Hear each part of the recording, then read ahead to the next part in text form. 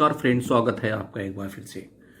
आजकल बैंकों का रिजल्ट यानी कि मार्च एंडिंग रिजल्ट आना शुरू हो गया है और उसके हिसाब से ऑपरेटिंग प्रॉफिट और फिर नेट प्रॉफिट के हिसाब से बैंकों में पीएलआई का डिक्लेरेशन हो रहा है।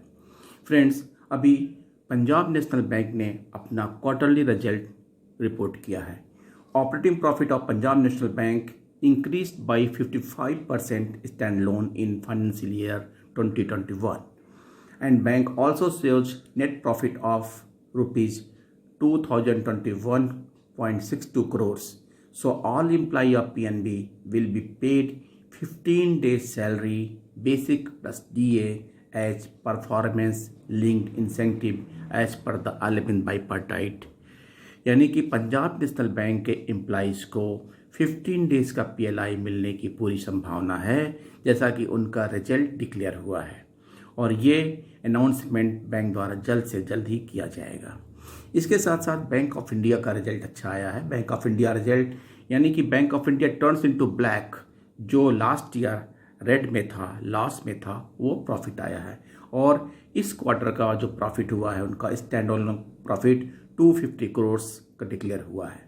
लेकिन फ्रेंड्स, ऑपरेटिंग प्रॉफिट जो ईयर वाइज है उसके हिसाब से बैंक ऑफ इंडिया का माइनस में है, यानी कि 20 में जो ऑपरेटिंग प्रॉफिट हुआ था 11,595 करोड़ और इस ईयर हुआ है 10,922 करोड़। अकॉर्डिंगली वो अभी जो प्रॉफिट में फ़ायदा होना चाहिए यानी कि 5%, 10%, 15% जिसके लिए पीएलआई डिक्लेयर होता है, उसके हिसाब से उनका प्रॉफिट नहीं हुआ है। हालांकि नेट प्रॉफिट आया है, फिर भी जो कंडीशंस प्रॉफिट लिंक्ड स्कीम का है, इंसेंटिव का है, उसके हिसाब से उनका ग्रोथ नहीं हुआ है। So the bank of India के एम्प्लॉइज़ को पीएलआई मिलना संभव नहीं है। फ्रेंड्स, इसके साथ साथ बात करते हैं कि कुछ बैंकों ने अपने पेंशनर को और रिटायरीज को कोरोना के ग्राउंड पे यानी कि हेल्थ केयर के लिए या हेल्थ इश्यूज़ के लिए जो एक्सपेंसेस के लिए एडवांस का डिक्लेरेशन किया है, यानी कि एक महीने का जो पेंशन अथवा फैमिली पेंशन मिलता है उसे एडवांस के रूप में देने का डिसाइड किया है और ये एडवांस इंटरेस्ट फ्री होगा।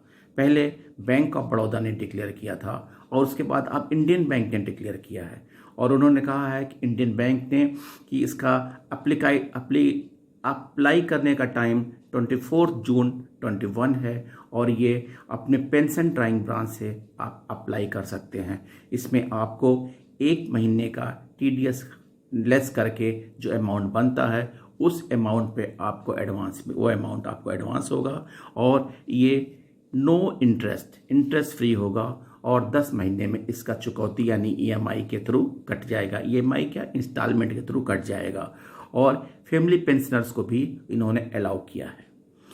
इसके बाद बात आती है जब से फरवरी में जब से बजट आया और ये डिक्लेरेशन हुआ कि 2 बैंकों का प्राइवेटाइजेशन और एक इंश्योरेंस कंपनी का प्राइवेटाइजेशन होगा, तब से मीडिया में ये चर्चा का विषय बना हुआ है और बैंकर एम्प्लॉय हमेशा कन्फ्यूजन में रहते हैं और डरे रहते हैं कि कब किस बैंक का प्राइवेटाइजेशन होगा और इस आधार पर प्राइवेटाइजेशन की हर समय मीडिया में कोई ना कोई मुद्दा उछलता रहता है। और अब ये जब लास्ट में आया है कि नीति आयोग ने अपना रिपोर्ट सीसीडी को सबमिट कर दिया है, जिसमें इन्होंने 2 बैंकों का डिक्लेरेशन कर दिया है, साथ में 1 इंश्योरेंस कंपनी का। उसी हिसाब से कयास लगाए जा रहे हैं कि यूनाइटेड इंडिया इंश्योरेंस होगा या ओरिएंटल इंश्योरेंस होगा। Most probably United India insurance होना चाहिए, उसके अपने क्राइटेरिया हैं। फिर उसके हिसाब से बैंक का कि कौन सा बैंक प्राइवेटाइज होगा, बैंक ऑफ महाराष्ट्र होगा, इंडियन ओवरसीज बैंक होगा, सेंट्रल बैंक ऑफ इंडिया होगा या बैंक ऑफ इंडिया होगा। और ये 4 बैंकों का हमेशा से लिस्ट में नाम आ रहा है, जबकि उसमें यूको बैंक और पंजाब एंड सिंध बैंक को लोग हटा दे रहे हैं। यानी 6 बैंक बचे हैं, उसमें से 4 का नाम आ रहा है। किन 2 बैंकों का होगा अभी government has not it finalised कर दिया है, तो डिक्लेयर नहीं किया है, लेकिन हम अपनी क्राइटेरिया के हिसाब से इसको अपने अपने हिसाब से बना रहे हैं। Bank of India larger bank है, State Central Bank of India एक लार्जर जाइंट बैंक है, जिसे बेचने में एम्प्लॉइज़ के बर्डन, लाइबिलिटी, पेंशन लाइबिलिटी, ये सब होने के बावजूद हो सकता है गवर्नमेंट को पैसा ठीक से ना मिले। इसको सेल करने में या अपना शेयर स्टेक सेल करने में उतने पैसे का फ़ायदा ना हो जितना कि गवर्नमेंट चाहती है, अथवा कोई प्राइवेट प्लेयर आगे ना हो। लेकिन एक बैंक कॉमन है जो हर लिस्ट में होता है, वो है बैंक ऑफ महाराष्ट्र। आप जब से देखिए, जब से प्राइवेटाइजेशन की बात चली है, तो शायद ही ऐसा कोई लिस्ट मीडिया ने अथवा इकोनॉमिक मैगजीन्स ने अथवा आर्टिकल्स में बैंक ऑफ महाराष्ट्र ना हो। और इसी के तहत इस शोरगुल के मारे बैंक ऑफ महाराष्ट्र का जो यूनियन है, यानी 7 यूनियन का यूनाइटेड फोरम ऑफ महाबैंक ने डीएफए सेक्रेटरी को पत्र लिख के कहा है कि जिस तरह से मीडिया में ये कन्फ्यूजन क्रिएट हो रहा है कि वो 2 बैंक जो इनका नाम नीति आयोग ने रिकमेंड करके भेज दिया है, उसमें वन बैंक ऑफ महाराष्ट्र है, और इससे हमारे कस्टमर में कन्फ्यूजन क्रिएट हो रहा है, एक पैनिक क्रिएट हो रहा है।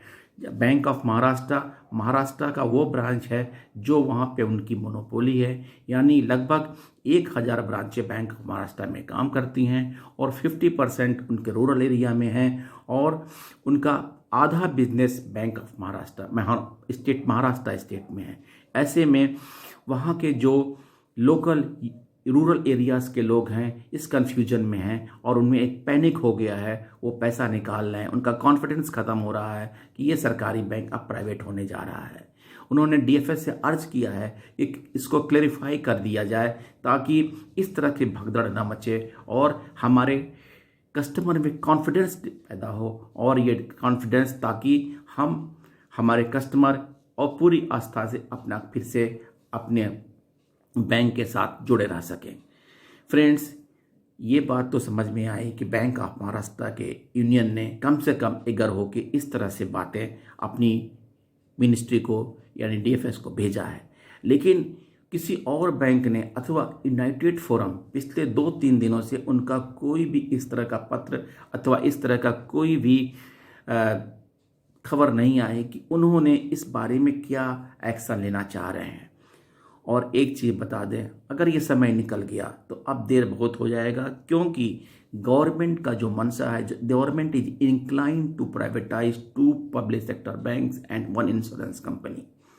चाहे इन्वेस्टमेंट की बात कर सकते हैं या कुछ भी कर सकते हैं, लेकिन गवर्नमेंट का जो नीयत दिख रही है उससे साफ साफ पता चलता है कि वो प्राइवेटाइजेशन में पीछे नहीं हटेंगे, और इस तरह उनका कोई विरोध भी तो नहीं हो रहा है। अगर यूनाइटेड इंडिया फोरम इस तरह से चुप रही, साइलेंट रही, तो वो बहुत ज़्यादा समय नहीं लगने वाला है जब गवर्नमेंट इसको डिसाइड करके और इसको सेल कर देंगी। थैंक यू फ्रेंड्स, बस आज इतना ही। नेक्स्ट वीडियो में आपको नए अपडेट के साथ मिलते हैं। तब तक के लिए आप अपना ख्याल रखिए, स्वस्थ रहिए। Thank you.